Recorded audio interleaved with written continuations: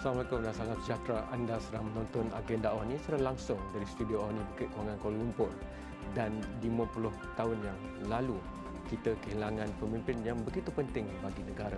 Malam ini, agenda awal ini memberikan keseluruhan diskusi tentang jasa-jasa Tun Abdul Razak yang perlu kita fikirkan, kita kenang dan kita bawa ke depan kerana ia masih relevan dan akan relevan selagi Malaysia masih ada. Dalam konteks itu mungkin tidak keterlaluan untuk saya minta semua yang sedang menonton sama-sama kita sedekahkan dalam masa 30 saat mungkin Al-Fatihah kepada Tun Abdul Razak.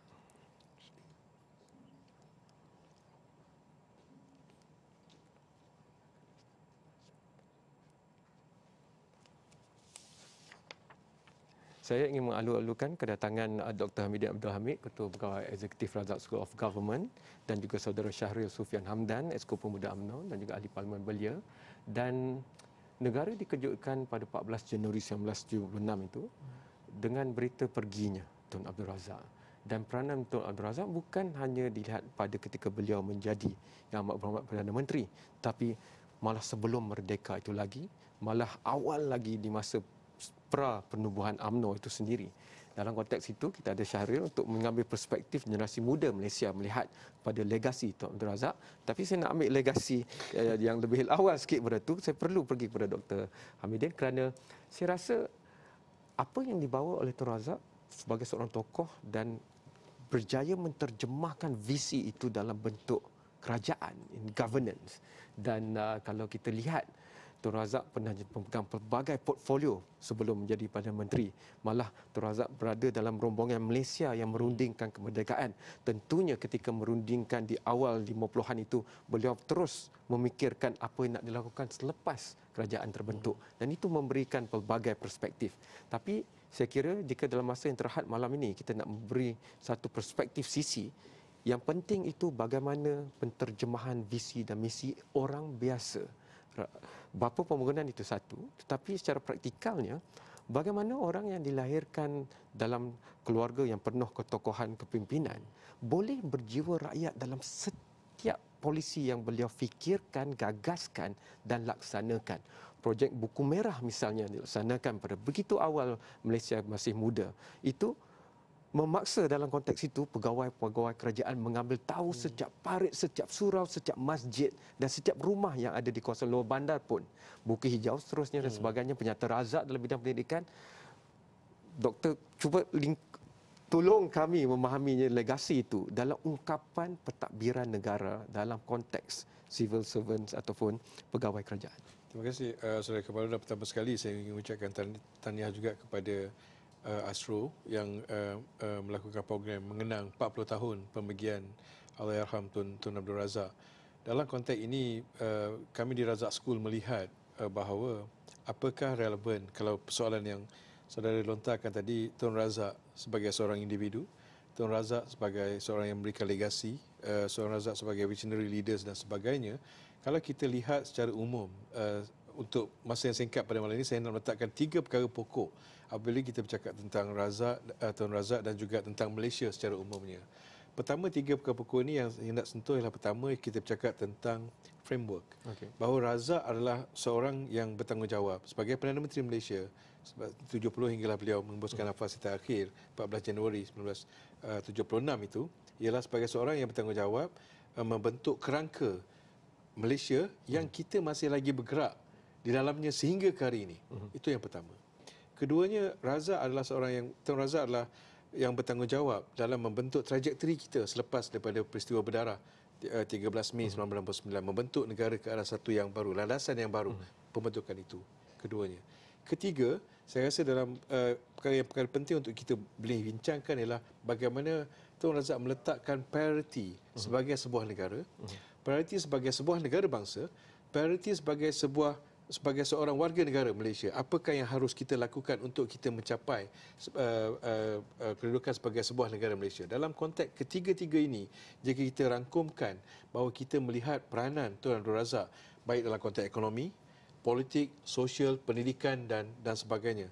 Jadi jika saudara katakan tadi, kalau kita melihat dari konteks personalitinya, dalam konteks individunya, mengapa Tun Razak ini sangat penting, saya memberikan satu gambaran. Sebagai seorang pengkaji sejarah, kita melihat bagaimana beliau lari daripada norma semasa kepimpinan negara-negara yang baru mencapai kemerdekaan. 1970, kita tahu pada 13 Mei 1969, negara mengalami peristiwa berdarah yang kita tidak mahu ia diulangi. 13 Mei, dan ramai yang sebelum itu melihat, ramai malahan dari konteks akademik dan sebagainya meramalkan Malaysia akan menjadi sebuah negara gagal. Dan itu pada mereka terbukti dengan berlakunya 13 Mei.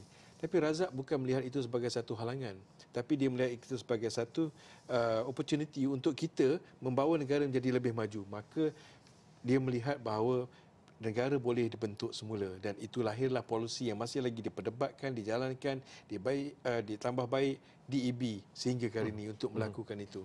Maknanya dalam konteks itu, Razak melihat bahawa ini adalah opportunity, peluang. Tun Razak melihat bahawa ini adalah peluang untuk kita membuat hala tuju baru, trajektori baru untuk negara. Dalam konteks itu, dia memberikan penekanan kepada prioriti apa yang harus kita letakkan. Sebab itu DEB meletakkan bahawa kita bercakap tentang keimbangan, kita bercakap tentang perpaduan sebagai satu asas penting dalam negara. Kongres Melayu dan sebagainya yang kita tahu sentiasa ada garapan Tun Razak di dalam sebarang diskusi itu sejak awal sebelum merdeka sampai selepas merdeka. Maknanya musyawarah itu penting dan mengambil suara rakyat dalam memimpin apa yang nak dibentuk dalam negara muda. Dan saya nak masuk terbalik kepada saudara Syahril, kerana saudara Syahril lahir selepas pemergian Tun Razak. Jadi bagaimana saudara Syahril melihat apa yang doktor katakan tadi dalam konteks kini? Kerana kini kita tahu ada yang melihat kepada dan memperdebatkan kembalilah dalam konteks itu konsep kontrak sosial misalnya. Ketika era Tun Razak jelas ya apa yang nak dilakukan seperti Dok katakan tadi, tapi masa dan sebagainya, perubahan masyarakat, bagaimana saudara Syahril melihatnya dalam konteks kini? Saya melihat sebagai seorang muda yang lahir pada 1985, hampir 10 tahun selepas pemergian Tun Abdul Razak. Saya melihat bahawa legasi Tun Abdul Razak ni saya setuju 100%. Beliau telah mengubah kerangka negara bangsa kita. Kalau kita lihat, saya belajar sejarah sikit. Kalau kita lihat sebelum Tun Razak sewaktu Perdana Menteri pertama kita, bapa kemerdekaan kita, mungkin kerangka tersebut lebih kepada ekonomi yang neoliberal, yang laissez-faire, yang mana kita melihat banyak menumpukan kepada sasaran menegak ataupun vertical targets dan bukan horizontal target ataupun sasaran melintang, melihat kepada satu orang kata angka-angka pertumbuhan ekonomi yang makro saja. Saya melihat salah satu perkara yang sebagai orang muda melihat balik kepada legasi Tun Razak, satu perkara yang kita tak boleh lari adalah asas ekonomi kita sekarang ini sebenarnya datang daripada Tun Razak, iaitu pertumbuhan inklusif, iaitu merakyatkan ekonomi. Jadi saya melihat perkara tersebut dalam apa jua manifestasi hari ini sebenarnya datang daripada kebijaksanaan Tun Razak meletakkan dasar-dasar tersebut. Tapi kalau saya nak kupas lebih mendalam soalan saudara Kamarul, iaitu sebagai orang muda, apa yang kita melihat tentang setengah pihak mau memperdebatkan kontrak sosial dan sebagainya. Yang penting bagi saya secara peribadi adalah untuk betul-betul menjiwai semangat Tun Razak tersebut, semangat dasar-dasar Tun Razak. Sekiranya perlu ada pengubahsuaian, sekiranya perlu ada evolusi dalam semangat tersebut, cara manifestasinya kita boleh bincang, tetapi selagi kita berkekal kepada semangat tersebut, saya rasa insya-Allah. Kita rehat dahulu. Bila kembali, saya nak pergi kembali kepada doktor dalam konteks 1960 Tun Razak mengenalkan buku merah.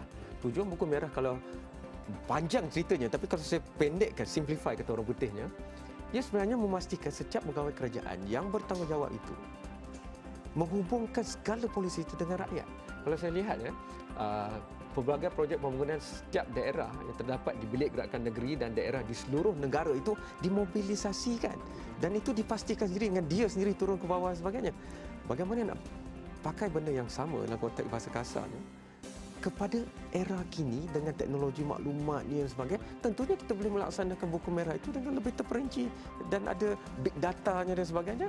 Itu kita bincangkan selepas ini. Kita mengenang jasa Tun Razak, tapi kita juga melihat amanatnya kepada kita untuk bawa ke depan selepas ini.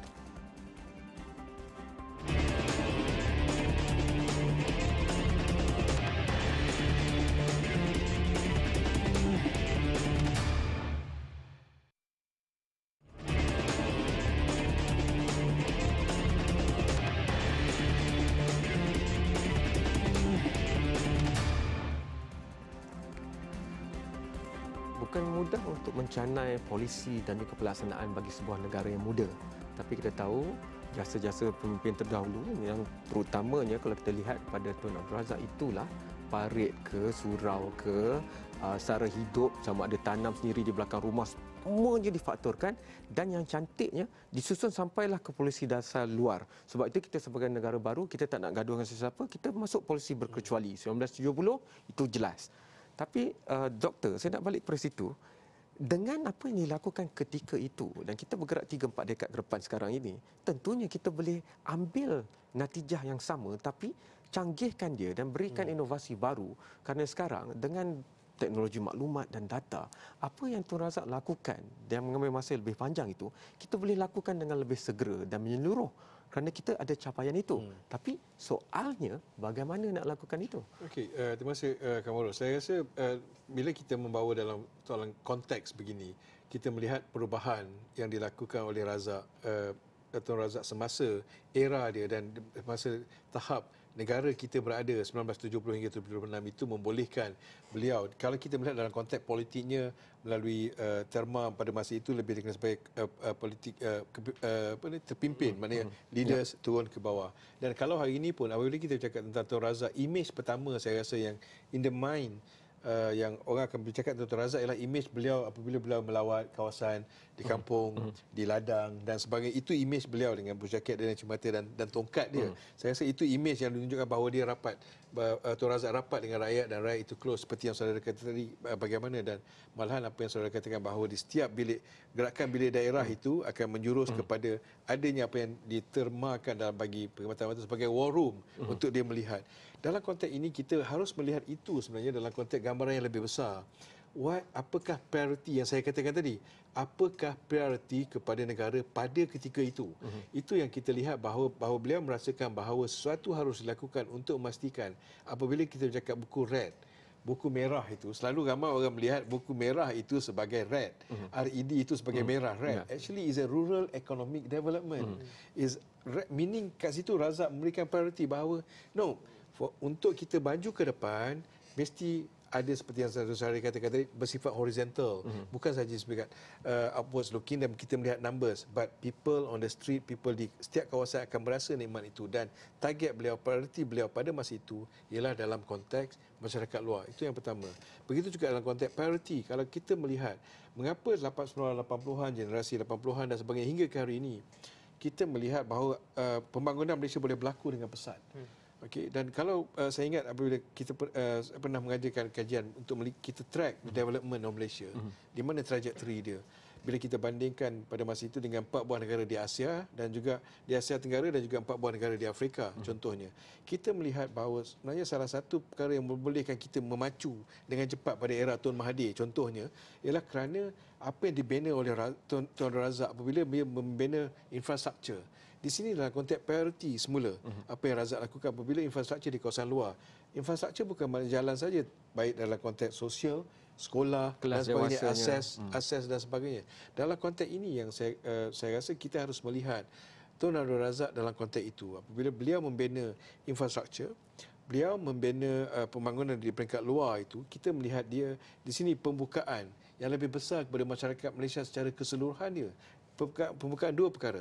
Pertama, pembukaan kepada akses. Kedua, pembukaan kepada pilihan yang ada bagi setiap rakyat yang kalau dulu di peringkat bandar tidak mempunyai pelbagai kelebihan, maka peluang itu dibuka di peringkat luar. Jika saudara-saudari tadi mengatakan bahawa apa yang dilakukan sebagai generasi 1980-an, bagi saya, contohnya generasi yang lahir pada Razak, saya lahir 1970, di kawasan luar bandar, di Mersing, Johor, lahir di Pulau Pemanggil di Mersing, Johor, yang mana asas pada masa itu hanya ada mungkin 4 buah atau 5 buah sekolah dan sekolah menengah hanya ada 3 buah. Yang mana kita melihat bahawa akses untuk masyarakat di kawasan itu terhad. Choice yang ada pilihan untuk setiap orang penduduk di kawasan itu terhad. Pembinaan infrastruktur itu baik dari segi sosial, baik dari segi lain, membina bahawa masyarakat di luar bandar juga sekarang ini sudah mempunyai pilihan dan ini yang membolehkan pembangunan kita bersifat lebih horizontal. Mobility sosial kita lebih yang kita dapat hingga ke hari ini. Maksudnya Saudara Syahril, waktu itu pun Tun Razak sudah menginovasikan pelbagai perkara, terutamanya public service delivery ataupun apa yang disampaikan oleh kerajaan yang paling besar. Sekarang kita ada sektor swasta menuju ke depan. Bagaimana kita nak menyambung amanat itu, memainkan peranan pada tahap baru itu saya rasa yang perlu difikirkan anak muda sekarang. Memang itu soalannya. Kerana apa? Persoalan paling besar bagaimana kita nak memastikan semangat pentadbiran Tun Abdul Razak yang merakyatkan segalanya daripada ekonomi, sosial, pendidikan dan sebagainya, tetapi juga mengaplikasikan semangat tersebut dalam satu konteks seperti mana saudara Kamarul sebut, dalam pada kerajaan bukan lagi satu-satunya saluran untuk service delivery dengan izin. Bukannya satu-satunya organisasi ataupun saluran kepada pengetahuan segala-galanya. Jadi saya nampak dalam situasi ini, dalam mana kita mengenang jasa dan legasi Tun Razak, kita perlu melihat inovasi yang beliau laksanakan, bagaimana pragmatiknya beliau menggunakan saluran ataupun kaedah-kaedah yang sesuai pada waktu tersebut. Bagaimana kita nak tengok apakah inovasi yang beliau laksanakan sewaktu beliau memimpin negara kita, dan kita lihat sama ada semangat tersebut boleh kita evolusikan ataupun boleh kita manifestasikan. Okay. Jadi yang paling penting saudara Kamarul adalah saya nampak setengah prinsip kita jangan lari. Merakyatkan ekonomi, jangan sekali-kali kita balik kepada era sebelum. Tetapi ada setengah perkara kita perlu terima bahawa zaman kerajaan tahu segala-galanya sudah berakhir. Kita beri rehat yang terakhir, rehat terakhir. Tapi apabila kembali, saya nak ambil kerana kita ada orang aktif politik juga, dan kerana bila dibaca sejarah Tun Razak tu, susah kita nak tarik keluar dan bayangkan Tun Razak sebagai seorang ahli politik. Dia sentiasa berjiwa besar dan sentiasa bersifat kenegaraan.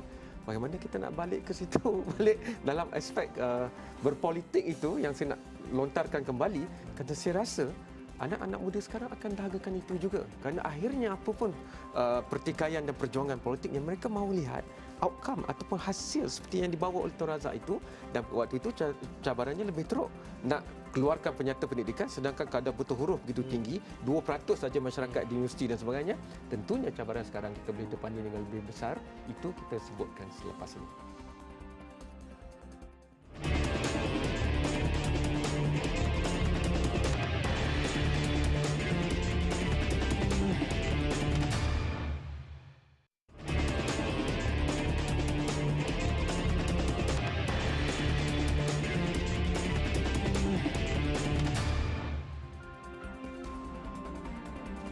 Selepas 40 tahun, sumbangan besar yang diberikan Tun Razak masih relevan untuk dibincangkan, dan mungkin dalam sebahagian bidang tertentu lebih relevan lagi kerana cabaran yang didepani, dan kita tidak boleh maju ke depan tanpa memahami bagaimana tersusun dengan cantiknya strategi untuk Malaysia daripada dulu lagi.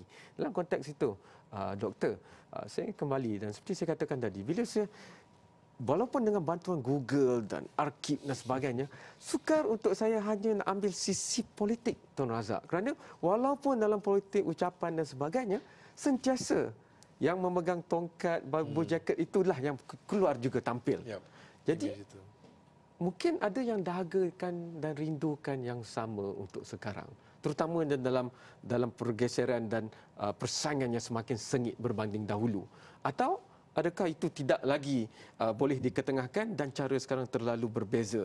Tapi kalau rakyat sudah biasa dengan sesuatu yang berjaya dengan baiknya, mungkin itu yang perlu kita fikirkan kembali.